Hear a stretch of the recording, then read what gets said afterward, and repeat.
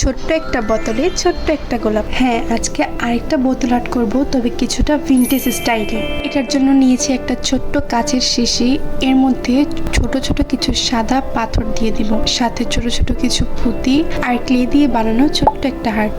এবার আমি বানিয়েছি ছোট্ট একটা গোলাপ। এটা সুপার গ্লে দিয়ে বানানো। এটা আমি একদিন আগে বানিয়ে রেখেছিলাম, কারণ বানানোর সাথে সাথে দিলে এটা ঢোকানোর সময় নষ্ট হয়ে যেতে পারে, তাই আমি একদিন আগে বানিয়ে রেখেছি। আর এটা শুকানোর পর যেহেতু ফোমের মতো হয়ে যায়, তাই সহজেই ঢোকানো যাবে। এবার একটা নর্মাল কাগজের মধ্যে অ্যাক্রিলিক কালার দিয়ে কিছুটা ভিনটেজ স্টাইলে কালার করে নিয়েছি। এর মধ্যে আমি কোনো কিছু লিখিনি, তোমরা চাইলে কোনো কিছু লিখেও রাখতে পারো। এরপর কাগজটাকে রোল করে লাল রঙের একটা সুতা দিয়ে বেঁধে নিব, যেটা থাকবে একটা ভিনটেজ স্টাইলের চিঠি।